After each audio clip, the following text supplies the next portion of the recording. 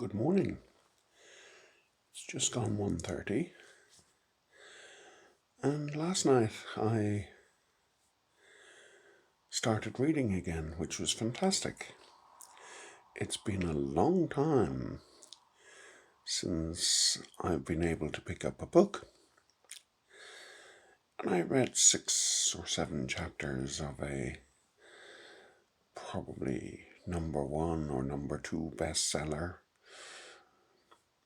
just to get myself back into the way of reading.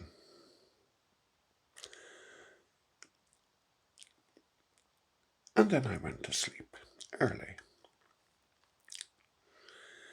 I'm enjoying reading again and looking forward to it. So I put the book down and go to sleep.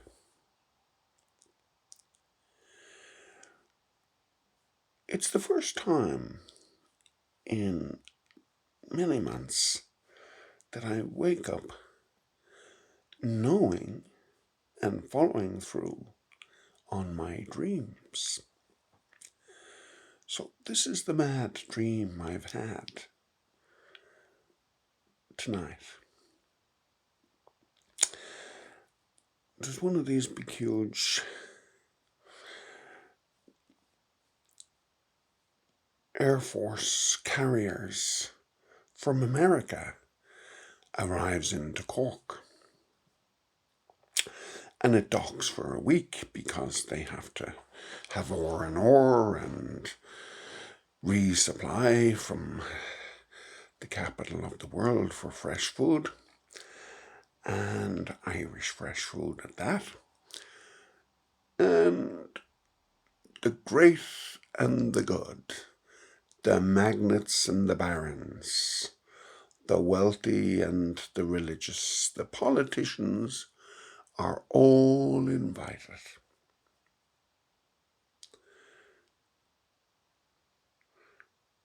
To go and visit this fantastic, extraordinary Air Force carrier ship. And they marvel at its size. It's bigger than Mount Washington, and the amount of people on board, and there's the gunnery, and you don't even see them. They're all pocketed away, and look at all these planes and helicopters and jets, and fantastic. Everybody's so pleased, and the great and the good and the barons and the magnates are all having dinner with the captain, and he's personally giving them the tour. And the wonderful thing is, the whole of Cork and half of Waterford and Kerry are out to see this great spectacle. And Michael Burnett himself. But him to be who he is, sure isn't he the last that ever gets on board, down with all the people at the back, the ones that never get the big dinners or the grand tours by the captain. Fair enough. Up he goes. He's given the same tour, but by a rating.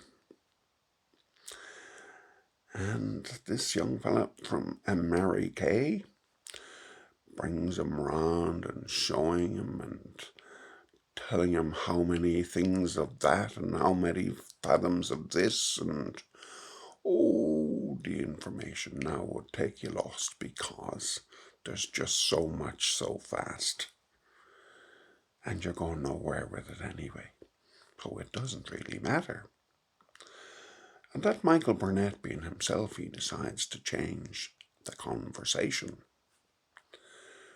So he starts telling the ratings some stories.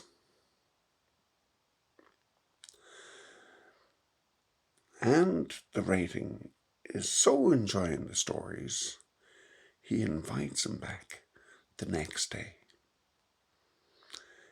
Back he is to go the next morning for breakfast, and he's invited to sit with other ratings, telling them these mighty Irish stories. The stories that they never get on TV.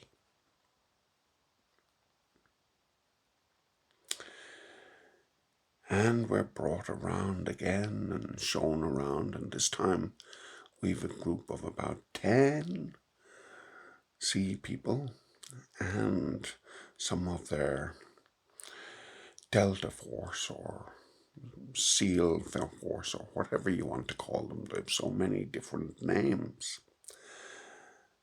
And the same old stories are sent around and laughed and rejoiced, and isn't it a wonderful thing, the stories?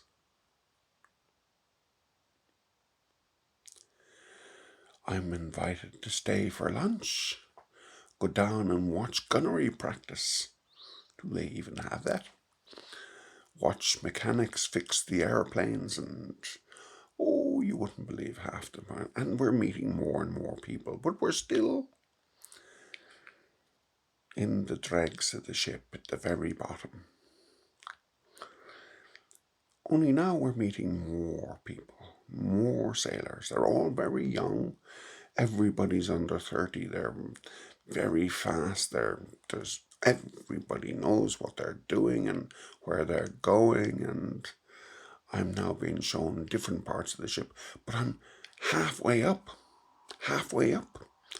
I'm halfway up the ship now. I'm no longer in with the bugs and the ordinary people. I'm now meeting even more important people. I'm meeting the people in the engine room. And there's a chappie, and he's in signals. Oh, yes, indeed. I asked him, do they still use the old traditional semaphore? And he says he knows it, but he's never had to use it. Though they do ceremonial semaphore when they meet their British counterparts.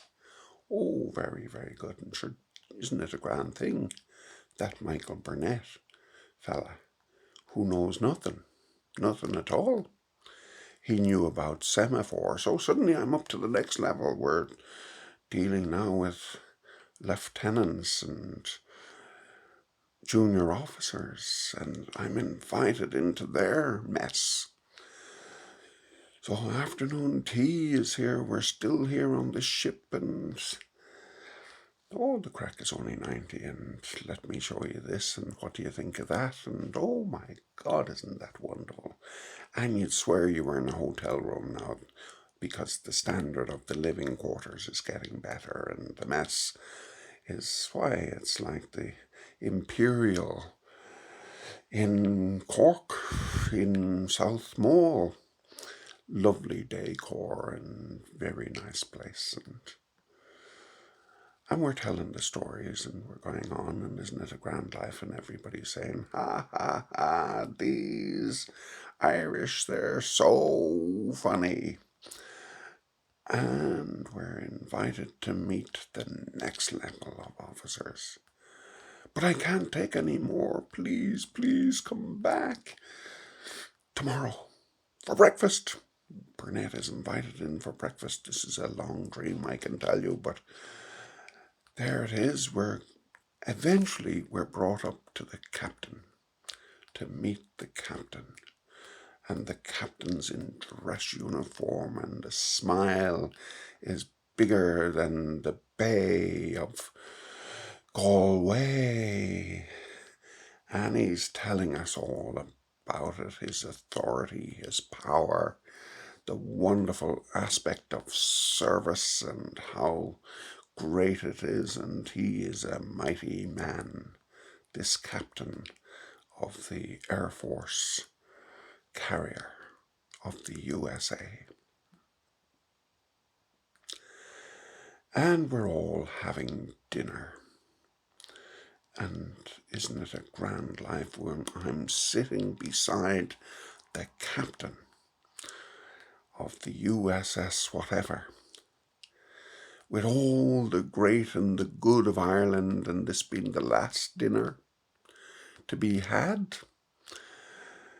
Everybody that's anyone is there, but Michael Burnett is sitting beside the captain himself, regaling with laughter and joy the first officer, the second officer, the chief medical. They're the whole gallantry of officers on the U.S.S. whatever, listening to Michael Burnett telling his stories. And everybody's given presents and commemorations and photographs, and we're all leaving, and the captain comes over to that Michael Burnett fella and he says, I've really laughed so much and enjoyed such a great evening. He said, will you come for breakfast before we sail out tomorrow? He said, there'll only be yourself and all the other people will be gone. This will be a personal invitation by me, the captain. Well, of course, how can you refuse? The wealth of nations is in smiling and accepting. So there I am. I'm on the next day. I'm dressed up as I've never been dressed up. I even have a new hat. One that I'm thinking I should get because I don't have it, but it's beautiful. A Homburg. And up I go, and all the ratings are standing at attention on the deck, and they're all waving and smiling and laughing and saying, hooray for Burnett, the greatest storyteller that ever was. There was never a better story. Anyway, sure, isn't it great? And I go up, and the captain, he says, look, you can have anything you want for breakfast. He said, the world's your oyster.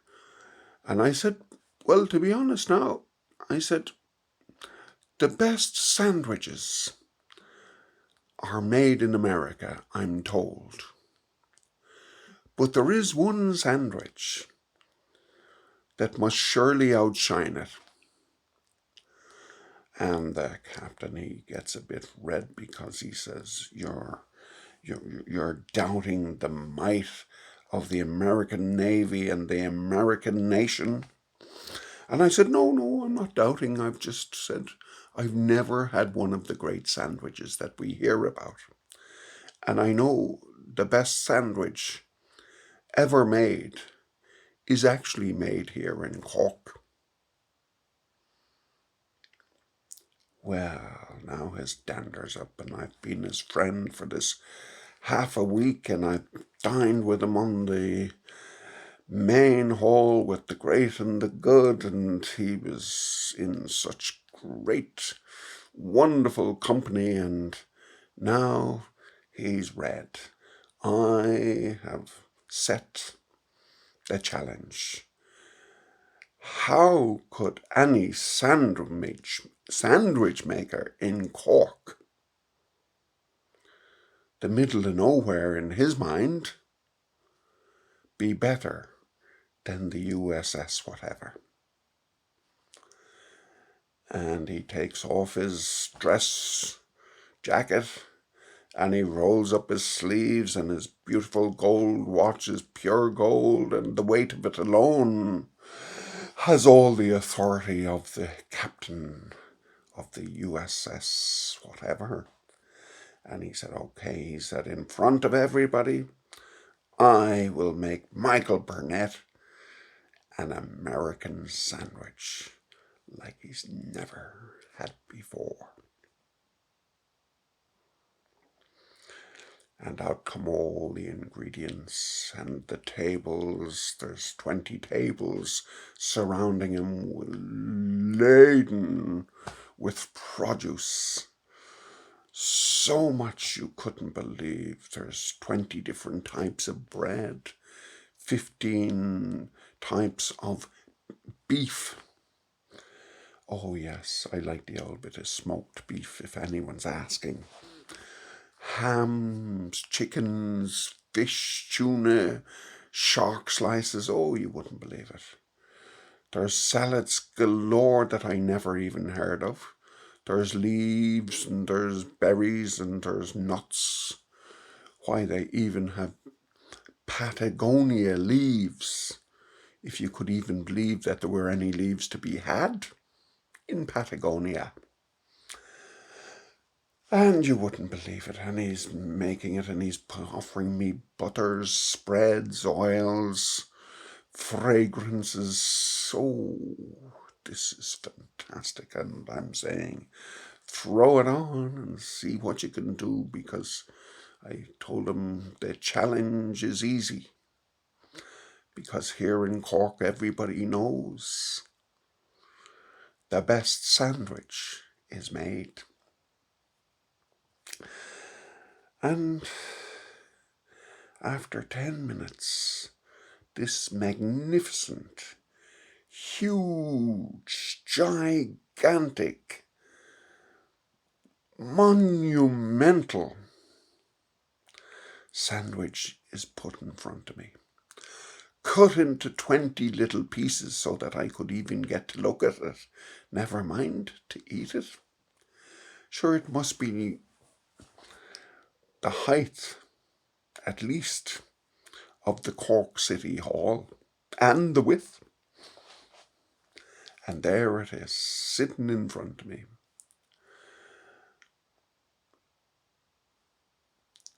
And I take out this little sandwich from my satchel. It was made the day before in Cork. And it's wrapped in tinfoil. And it looks so incredibly lonesome beside this ginormous, fantastical, architecturally built sandwich. Sitting there, this little sandwich, looking at itself, saying, what do you do to get as big as this thing next to me? I sit down and I eat the ginormous City Hall sandwich, and it is splendid. There are so many flavors and textures and tastes, depths and heights and whatever you could possibly want. Sure, aren't they all in that magnificent sandwich?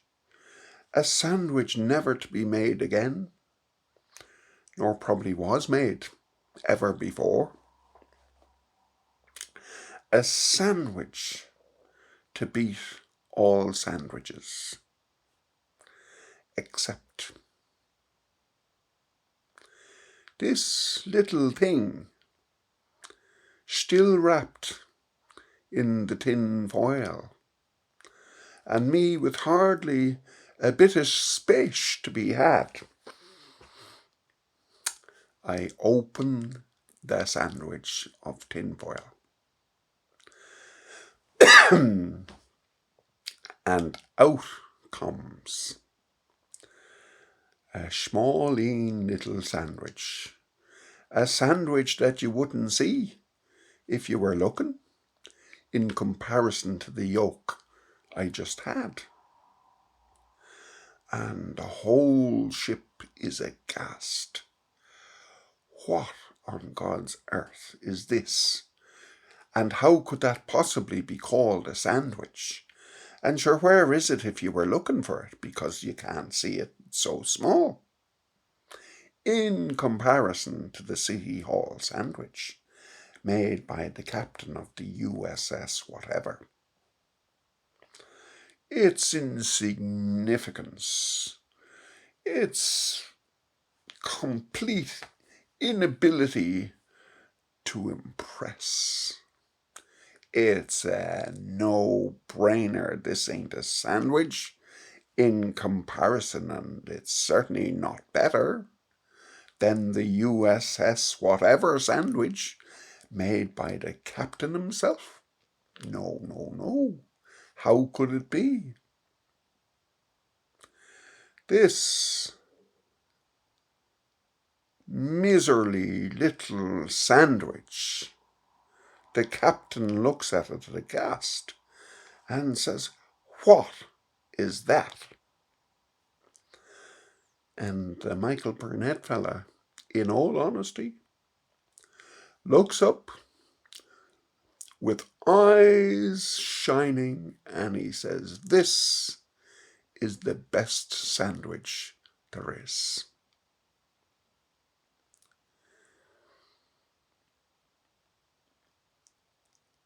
And the captain says, "How can it compete with what I just made for you? Made with the glories of America, the nation, the president, the whole Navy. This doesn't stand a chance to be the greatest sandwich ever." And I tell them, it's a penny dinner's sandwich made with love by volunteers that come in every day for no money, no recognition, and many of them, it costs money for them to come in because they're using their car, their petrol, their bus, their money to be dedicated to help feed the people that need it. And it might look the most insubstantial in comparison to the highest and the biggest and the widest and the most full. But the reason this is the best sandwich in the world is because it's made with love.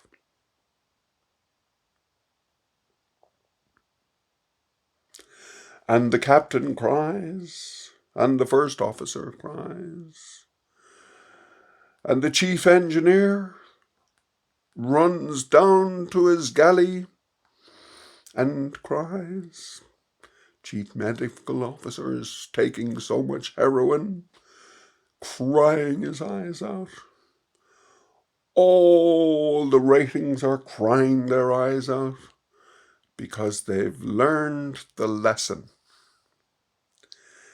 'Tis only in Cork that the best things are. And it isn't because they're the biggest, or the widest, or the shiniest. They may not even be the most appreciated. But it's the Cork sandwich, made in penny dinners, that's the best sandwich of all. Because when you think of it, if it's made with love and dedication, day in, day out, hard times, good times, wet rain, snow, burning sun, and still those sandwiches are being made. And sure, I never told him about the packed lunches. Thank you very much.